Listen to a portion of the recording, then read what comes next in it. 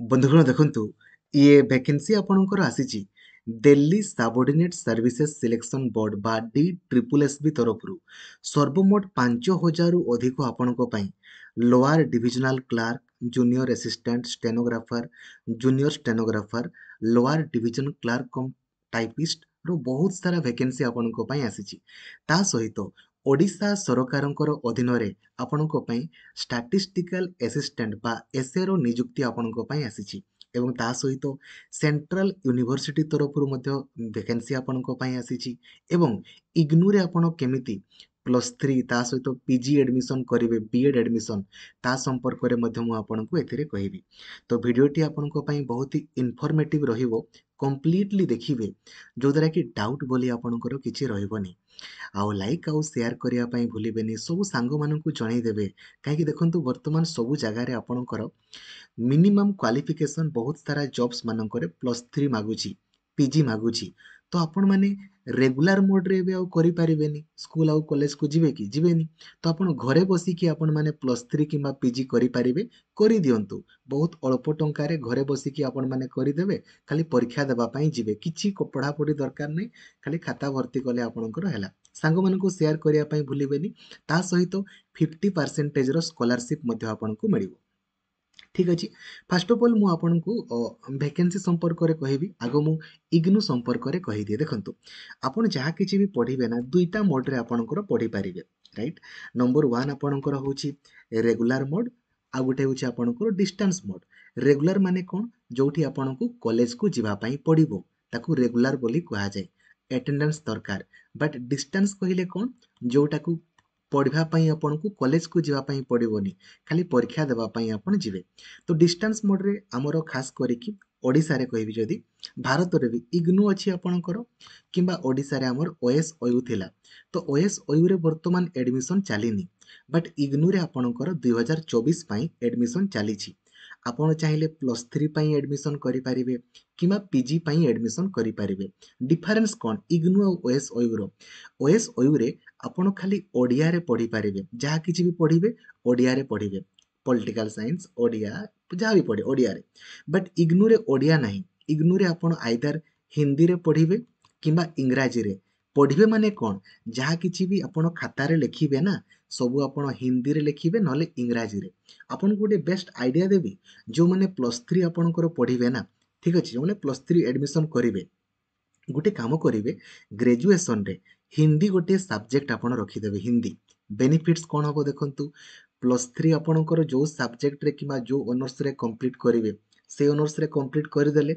ତା ସହିତ ହିନ୍ଦୀ ରଖିଥିଲେ ନା ଆପଣ ଡୁଆଲ ଟିଚର ହେଇପାରିବେ ମାନେ ନର୍ମାଲ ଆର୍ଟସ ଟିଚର ବି ହେଇଯିବେ ସାଇନ୍ସ ଟିଚର ବି ତା ସହିତ ହିନ୍ଦୀ ଟିଚର ବି ଆପଣଙ୍କର ହେଇପାରିବେ ଠିକ୍ ଅଛି ବୁଝିଗଲେ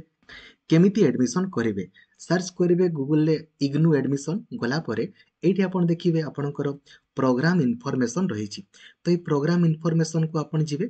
ଲାଷ୍ଟ ଡେଟ୍ ଦେଖନ୍ତୁ ଆପଣଙ୍କ ରହିଛି 31 ଜାନୁଆରୀ ବା ଡେଟ୍ ବଢ଼ି ବଢ଼ି ଯାଏ ପ୍ରୋଗ୍ରାମ ଇନଫର୍ମେସନରେ କ୍ଲିକ୍ କରିବେ ଏଇଠି ଆପଣ ସର୍ଚ୍ଚ କରିବେ ଧରାଯାଉ ଆପଣ ଗ୍ରାଜୁଏସନ କରିବେ ପଲିଟିକାଲ ସାଇନ୍ସରେ ପଲିଟିକାଲ ଖାଲି ଲେଖିଦେବେ POLI ଦେଖନ୍ତୁ ଆସିଗଲା ଆପଣ ଚାହିଁଲେ ପଲିଟିକାଲ ସାଇନ୍ସ ଅନର୍ସରେ ଆପଣଙ୍କର ଗ୍ରାଜୁଏସନ କରନ୍ତୁ କିମ୍ବା ଆପଣମାନେ ପିଜି ବି କରିପାରିବେ ଧରାଯାଉ ମୁଁ ଗ୍ରାଜୁଏସନ କରିବି ରିଡ୍ ମୋର୍ ଉପରେ କ୍ଲିକ୍ କରିବେ ପଢ଼ିପାରିବେ କେତେ ଟଙ୍କା ଖର୍ଚ୍ଚ ହେବ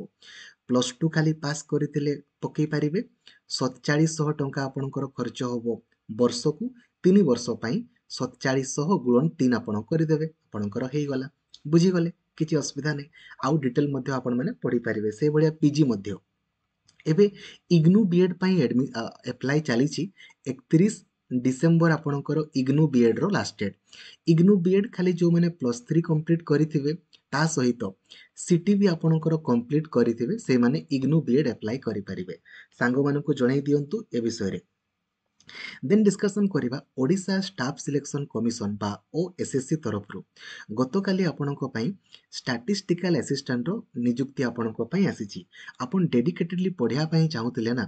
एबे ही प्ले स्टोर को जातु आउ लक्ष्मीधर सार ऑफिशियल एप्लिकेशन को इंस्टॉल कर दियंतु। ओडिशार सबुठारु बड़ टेलीग्राम ग्रुप रही आमर ओडिशा टीचर एसोसिएशन जो ग्रुप रे 1,68,000 अधिक पिला अछंती से ग्रुप रे आपण जॉइन हो जिवे जो द्वारा कि प्रत्येक टी जॉब रो इन्फॉर्मेशन सर्वप्रथमे आपण पाई परिबे। ठीक अछि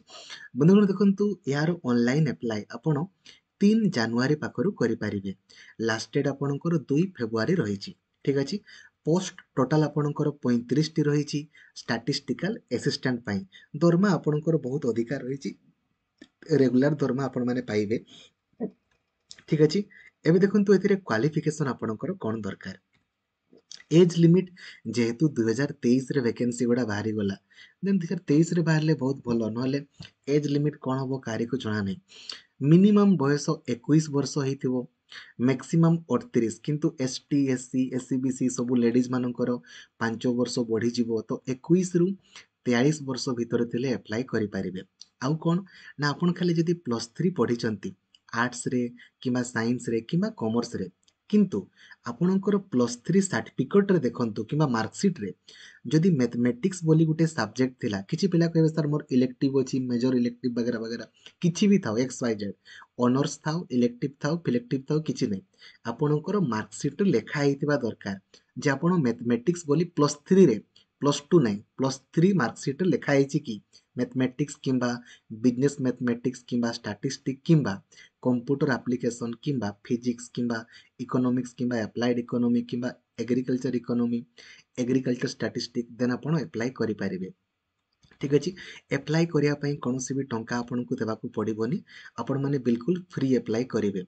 जदि 9,000 रु अधिक पिला अप्लाई करंती ऑब्वियसली अप्लाई करिवे सबु देन आपणकर प्रिलिम्स भी हबो देन आपणकर मेन भी हबो नले गुटे ही परीक्षा हबो। इंग्लिश 25 टा क्वेश्चन 25 मार्क ओडिया 25 टा क्वेश्चन 25 मार्क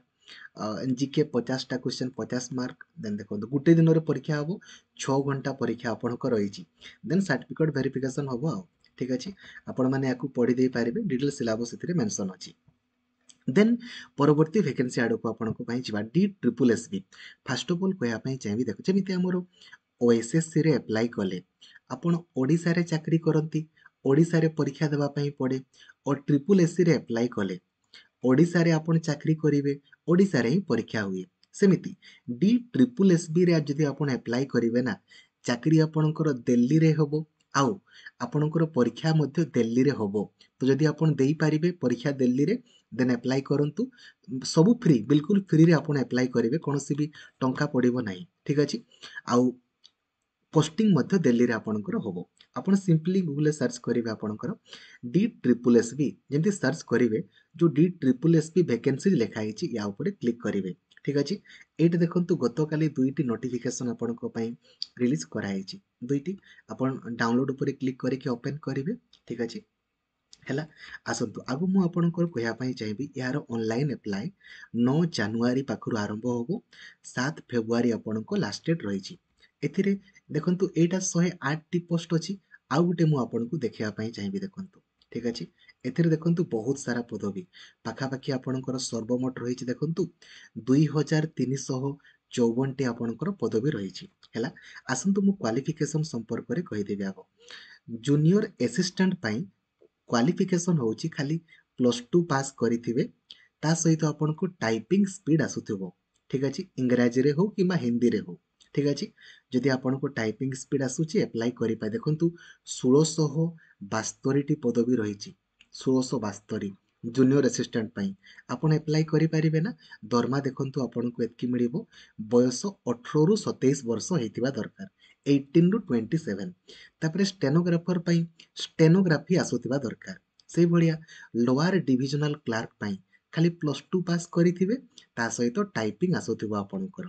बयस से 18 रु 27 वर्ष आपणकर हेतिबो। जूनियर स्टेनोग्राफर पई स्टेनोग्राफी दरकार देन जूनियर असिस्टेंट पई खाली +2 पास करिथिबे ता सहित देखंतु टाइपिंग स्पीड आसुथिबा दरकार आपण माने एई पोस्ट पई अप्लाई करिवे अधिक देखंतु वैकेंसी जोटा अछि एटा एटा सर्विस डिपार्टमेंट अंडर रे जो जूनियर असिस्टेंट रहिची ताकू अप्लाई कले अधिक वैकेंसी रहिची आउ अन्य गुडारे टिके टिके कम अछि आपण माने सब गुडा अप्लाई करि परिबे एका संगरे तापर देखंतु दिल्ली टूरिज्म डिपार्टमेंट रे मतो सेही सेम +2 सब गुडार +2 पास अछि खाली +2 पास करथिले आपण माने अप्लाई करि परिबे आ टाइपिंग स्पीड आसुथिबा दरकार ठीक अछि बुझिले एबे देखंतु अप्लाई केबेटु करि परिबे ता संपर्क रे मु आपनको कहिली एप्लिकेशन फी देखंतु सबु झियो माने बिल्कुल फ्री अप्लाई करिवे ST SC PWD ex serviceman समस्ते बिल्कुल फ्री ताले 100 टंका सर को मानकु 100 टंका खाली जेनेराल आउ ओबीसी पुओ मानकु एमानकु भी फ्री करदेले भलो हुअंता बाद बाकी समस्तंकर अप्लाई बिल्कुल फ्री रे हबो ठीक अछि जानि गले देखंतु आपनकर परीक्षा गुटे मात्र अछि देखंतु एटा 2 घंटा परीक्षा 200 मार्क रो परीक्षा हबो जीके 35 टा क्वेश्चन 35 मार्क रीजनिंग 35 टा क्वेश्चन 35 मार्क मैथमेटिक्स 35 टा क्वेश्चन 35 आपण इंग्लिश नेबे किबा हिंदी जोटा हले भी इंग्लिश किबा हिंदी तापरे आपनकर कंप्यूटर आसीबो ठीक अछि क्वेश्चन बाइलिंगुअल आसीबो और इंग्रजी रे और हिंदी रे गुटे ठीक कले 1 मार्क गुटे भूल कले 0.25 मार्क आपनकर कटि जिवो ठीक अछि आपण माने डिटेल सिलेक्ट याकू पढ़ी देबे निजे निजे तापरे आउ गुटे जो वैकेंसी थिला 108 टी एथिरे आपण चाहिले ई सेक्शन ऑफिसर हॉर्टिकल्चर पई अप्लाई करि परिबे सेक्शन ऑफिसर हॉर्टिकल्चर रो क्वालिफिकेशन होची जदि आपण ग्रेजुएशन कंप्लीट करिछन साइंस रे ता सहित बोटानी बोली गुटे आपणकर सब्जेक्ट अछि ग्रेजुएशन रे देन आपण अप्लाई करि परिबे दरमा आपणकर रहिछि देखंतु डिजरेबल माने थिले भलो नथिले किछि असुविधा नै एक्सपीरियंस किछि दरकार नै तो चाहिले आपण अप्लाई करि परिबे देन सिलेबस वगैरह सेम टाइप रो आपनको रहिथिबो सिलेबस वगैरह आपण देखि देबे निजे निजे ठीक अछि आ क्वालिफिकेशन तो मु आपण कहि देली एज लिमिट भी कहि देली एटा होची आपणकर सिलेबस निजे निजे देखि दियंतु आशा करिबी कंप्लीट इन्फॉर्मेशन मु आपनको देई पारिछि सांग मानको शेयर करि दियंतु थैंक यू जय जगन्नाथ धन्यवाद।